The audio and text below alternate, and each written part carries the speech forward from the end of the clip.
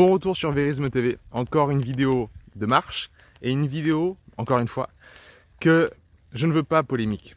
Je ne veux pas polémique, je veux juste vous renseigner sur ce qui est factuel dans la physiologie humaine. Vous savez que c'est ma grande passion. Et j'espère que ces transmissions vous aident vraiment à faire la part des choses par rapport à vos actions, vos actes au quotidien. Aujourd'hui, j'aimerais vous parler de la peur. Comment physiologiquement ça naît, cette sensation de peur? J'ai fait des vidéos sur le cerveau. C'est une série de vidéos que je suis en train de faire, que j'aime beaucoup, ça me passionne. Et les neurosciences, plus généralement, me passionnent énormément.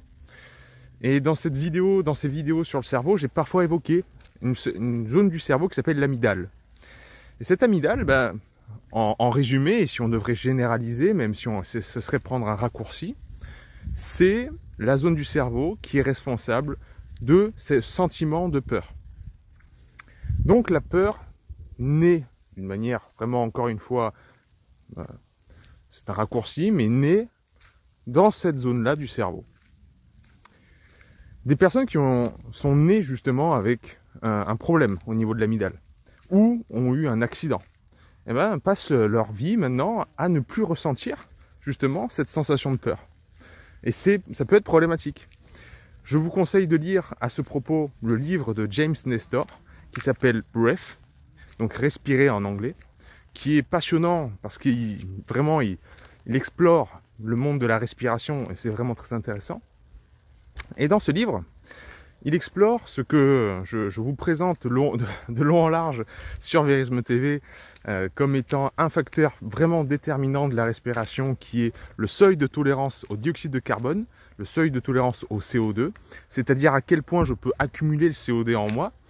Et plus j'arrive à accumuler le CO2 en pratiquant des techniques de rétention que font par exemple les plongeurs, les pratiquants d'apnée, plus j'arrive à accumuler du CO2 en moi, plus ça permet à mes globules rouges de relâcher l'oxygène aux cellules. C'est un effet qu'on appelle l'effet Bohr, B-O-H-R, qui est connu, que vous trouverez dans n'importe quel livre de physiologie.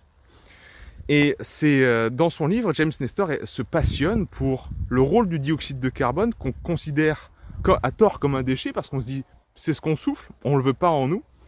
Et c'est ce qui en fait nous donne envie de respirer. C'est-à-dire si je fais une rétention, si je pars en apnée, ce qui va me donner la sensation vraiment d'angoisse de devoir respirer, c'est l'accumulation du CO2.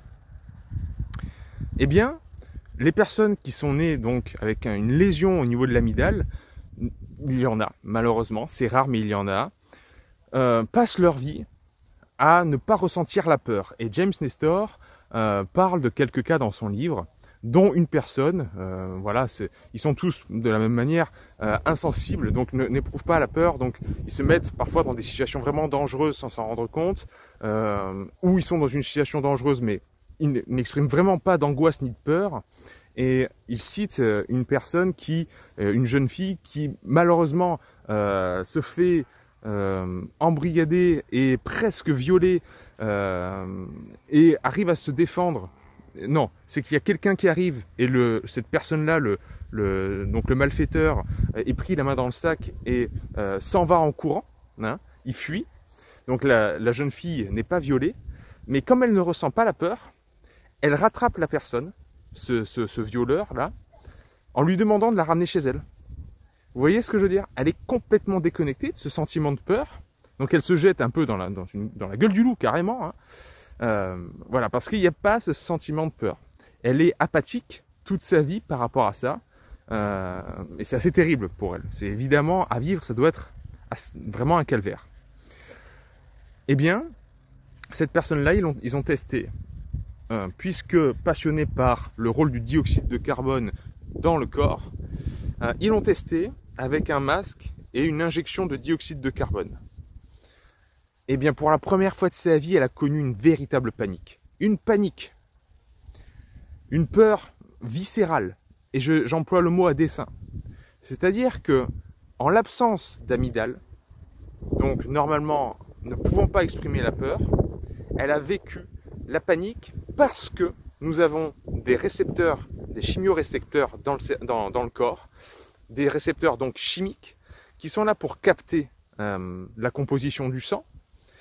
Et ce processus d'augmentation du CO2 dans le sang est tellement un signal d'alarme puissant pour le corps qu'il y a une peur qui devient viscérale et non issue du cerveau. Donc il y a une peur qui vient du corps. Et cette peur qui vient du corps, elle ne peut être uniquement déclenchée que par le CO2. Ou s'il y a une autre molécule qui la déclenche, on ne la connaît pas encore. Tout ça pour en arriver à la conclusion suivante. Le port du masque toute la journée est anti-physiologique. Il ne faut pas que nous nous habituions à ça sous peine de vivre constamment dans une forme de petite peur lancinante. Le port du masque de manière urgente dans les hôpitaux, le port du masque de manière ponctuelle dans la vie d'un infirmier ou d'une infirmière trouve sa place, trouve son intérêt. Mais ne mettez pas votre masque dès le matin chez vous, en pensant que vous allez protéger votre famille. Ne mettez pas votre masque quand vous êtes dans la voiture tout seul.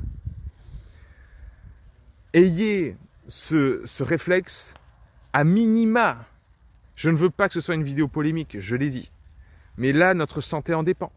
J'ai fait une vidéo déjà sur le nerf vague nouveau, à quel point ne pas voir le sourire de l'autre va impacter notre santé. Mais là, pensez à votre propre santé. Mettez votre masque dans les lieux publics pour ne pas vous faire verbaliser si vous voulez. Mais dès que l'occasion s'en présente, si vous êtes tout seul ou si vous êtes dans un endroit confiné avec votre famille et que là, le masque ne fera pas de différence, soyons clairs. Enlevez-le. Et souriez. Souriez à vos proches. Parce que ça, c'est notre première immunité. C'est ce qui fait de nous des hommes, des femmes, des êtres humains. Notre nerf vague, notre lien social. Voilà. Encore une fois, je ne veux pas que cette vidéo soit polémique. Je veux simplement informer sur la physiologie. Et aujourd'hui, c'était au niveau de la peur qu'on risque de créer par respirer plus de dioxyde de carbone au quotidien. Et en continu. Entendez-moi bien. Ponctuellement, en faisant des techniques de respiration, en faisant de l'apnée, on peut se renforcer grâce à ça. Mais ça, c'est notre poids de l'hormèse. Ça, c'est ponctuel. C'est 5 minutes, 10 minutes par jour. Mais après, on n'a pas de dioxyde de carbone. Par contre, quelque chose de lancinant tout le temps, du lever au coucher, là, on est contre-physiologique.